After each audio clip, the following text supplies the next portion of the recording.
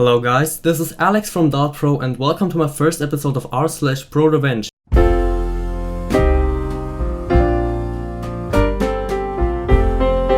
Landlord wants to sue us for hurricane damages. I lived briefly in Florida about a decade ago, which is where I met my partner. It wasn't long after we met that we moved in together due to my not so great living situation, renting a room from a friend who was so addicted to opioids she could barely function, and her enabler husband. We found a nice little 2-bedroom house that was owned by an elderly couple that lived just a few blocks away. Everything was okay. We did find cockroaches after we moved in, which was quite shocking as I am extremely clean and had never had roaches before. And when we told the landlords, they told us they were not roaches but palmetto bugs.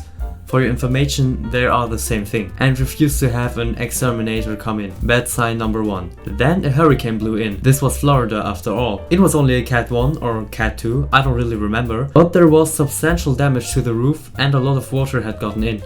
Being northerners, we had no real idea how to prepare properly, and the landlords just told us to lower the hurricane shutters, so that is all we did. It wasn't long after we had mold growing on our walls, especially in the laundry room. Reported it to the landlords and they told us to just wash it down with bleach water. So we did, and it came right back.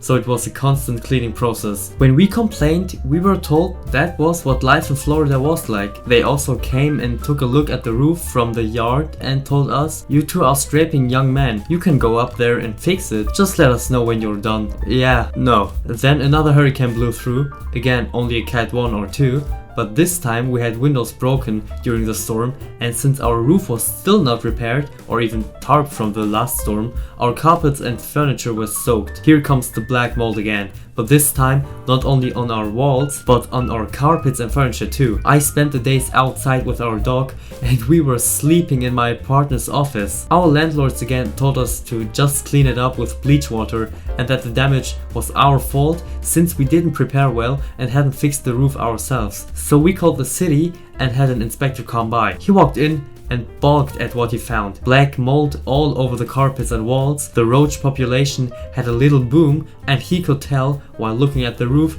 that it was in need of repair prior to the storm, and it still hadn't been tarped. The best part is, when I was standing at our open door with the inspector just inside, the old man came walking up talking about how we better have repaired the roof and how they were gonna charge us for all repairs and carpet replacements and mold removal, yada yada yada. Here the city worker who came around the corner and asked him if he was the owner. He said yes, and the inspector told him he was condemning the house because it was not habitable and that it was not our responsibility as tenants to make a pay for the repairs. He also recommended that we should be released from the lease. Never seen an old man wobble away so fast. Later that night, his wife called, raising high holy hell about how she was suing us for damages, but we were not getting any money back, blah blah blah. She also said that she had removed the condemned/dangerous signage that was placed on the door because it was embarrassing. People knew it was their property. But she made a mistake. She wrote us strongly worded letters about how we were taking advantage of the elderly, how all the damages were our fault since we didn't do any repairs, how she would not release us from the lease, and how many lawsuits she was going to hit us with. After contacting the inspector who saw our house,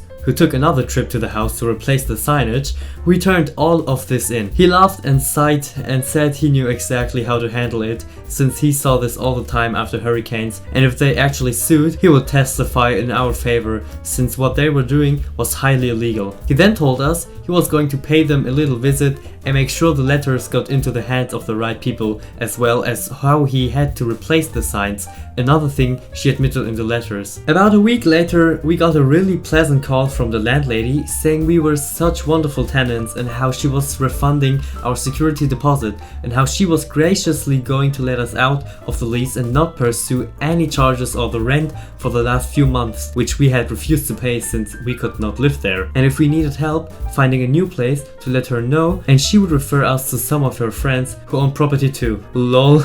Nope. We did learn, cause we were watching the situation, that the house had to be gutted and completely remodeled. We actually parked up the road with some takeout and watched the crew haul out sheetrock and carpet. They could have saved themselves thousands if they had just called a roofer and someone to clean up the mold instead of making us call the city and then do whatever they did to make them change their minds on everything else. Still wish I could have been there when they were confronted by inspectors the second time. The first was glorious. Why do so many landlords literally have no clue about the rental laws in the US? I mean, this was an older couple, but there are so many landlords who try to mess around with you and get the best and the most benefits just for themselves. But the best part was, no, there aren't any cockroaches, there are just palmetto bugs. Like, I pulled a picture up of them and it's just the same thing. Hey guys, if you're watching the video right now, I would really appreciate if you would like the video and subscribe to my channel and click on the bell to get a notification whenever I upload a new video. How I got all the stuff to cite with me my birthday over our boss. Alright, so this story probably isn't as pro-revenge as most others, but here we go. This is about my summer job. I have worked there from July to October for 4 years now, and I actually really enjoyed it up until this year. So this job is a seasonal restaurant that opens up from May to October, with June to September being its main season. It's a great place for high school and university students to work there over the summer break. We are a team of 7 waitresses and a boss lady who is in charge of us, makes our schedules, etc. Every year they struggle to get enough waitresses, even though most of us come back year after year. This is important later. So this summer there were 2 days I wanted to get off. One for a concert and one for my birthday party. I told boss lady, I wrote it into the calendar like I'm supposed to, and I reminded her again the week before each. She always said I'd get them off. Well, concert rolls around, I get my schedule and I'm apparently working that day. I call her, she's super sorry but she needs me that day. Okay, so I sell the ticket. Then my birthday comes. I get my schedule and I'm working again that day. I ask her what's up with that and she tells me I didn't tell her and that she can't let me switch with someone else and that I have to work. I tell her I can't because I have already made a reservation in a restaurant. Some friends have bought train tickets to visit and I'm also celebrating with a friend, so I can't just cancel. She said it's not her fault and that is my problem. I was crying hard that day. So I made a plan to switch with my colleague, then called boss lady. She got angry because I didn't ask her first, which I did, and told me we weren't allowed to. We still switched shifts. I got to my party in time, it was great. Next day I get to work and some of my coworkers tell me that boss lady has been talking crap about how I didn't tell her I needed the day off and then just switched and how rude that is. I decided then to quit after that season for good and not to come back next year. I also made sure to be really nice to the other staff members, waitresses, janitors, everyone for my remaining time there. I brought cake or pizza or made coffee for everyone every day. I worked super hard to get in more money than any of my colleagues, which got recognized by boss lady's boss. If I was well liked before, I was loved now. So the season ends and as usual people ask if I'm coming back next year. I say no and tell them it's because of boss lady. I cry a little bit because I will miss them, but I cannot take her talking crap, blah blah, and everyone starts to hate her. So I begin to hear that all other waitresses also won't be coming back because they stand with me and now they will not have any waitresses coming back next year. They will be in a huge trouble finding enough staff. Even some of the non-service staff said they wouldn't come back. The last thing I heard is that boss lady's boss was super angry with her and that she now is just a normal waitress and that the nice secretary lady will be making the schedules now. In my opinion, it's really nice of the other waitresses and the other staff to stand up with her. And also it's a power move of the boss to make the boss lady a normal waitress now. Revenge on the low-life landlord who first deprived us of heat and later kept our security deposit. I was a kid back in the 80s, 2 years out of college, when I moved into an apartment by the shore in New Jersey. When the cold weather arrived, there were always a few days when the apartment was cold. We would tell the super and then the heat would start arriving. One year the heat started decreasing in February and inside the apartment was like in the 50s and we had to start wearing coats. We told the super about it and nothing happened this time. We wrote the landlord about it and still nothing. So we checked with an attorney and learned about warranty of habitability and withholding of rents. So yet another certified letter to the landlord and we start withholding rents. He files a motion to evict us and we answer with the Marinir defense, depositing the withheld money with the court. The judge finds in our favor for all the money withheld. We continue to live there because there just aren't many other options as we save for a home. Flash forward to living there for 6 years. On the last lease, because we were about to buy a home, we write on a clause that we can break the lease with 45 days notice in writing, similar to his 45-day clause. They don't notice it because it's slightly obscured on the top left of page 2, so they sign off on it and return it to me. So in the middle of the lease, we give the 45-day written notice,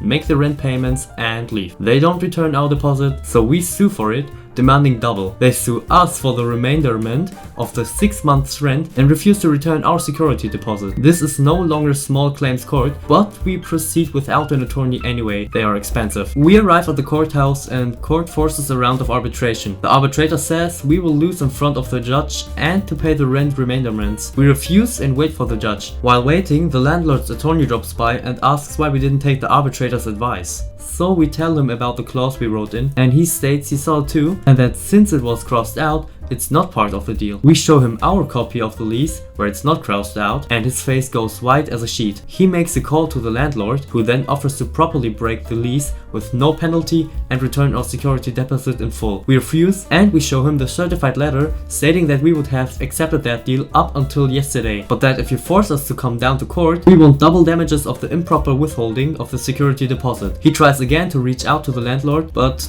no luck this time. So we go to see the judge. He looks at both leases and calls their attorney to the bench. The judge takes our lease and thrusts it towards their attorney and says, "This is the lease in force." Their attorney starts walking around the courtroom like a chick with his head cut off, while I try to laugh as quietly as possible. The judge finds for us for double damages. We receive nothing for a week, and I go back to the courthouse where the clerk says they should pay that judgment immediately and tells us about chattel execution and gives us that form. A couple of weeks pass, and a check appears from the landlord. Another month passes and we get a call from the court. They have our money. I told them the landlord had sent a check a while back, so all is good. She tells us that we should have informed the court that we got the money to stop the chattel execution from occurring. The court sent the sheriff to their offices and confiscated office equipment and sold it at auction to satisfy the judgment. They said don't worry, they will just return the money to the landlord. That is the revenge. Getting the money and having them experience the abrupt sizing of their assets at their place of business, having it sold at auction, and then having the money returned to them. Major pro-justice. You know,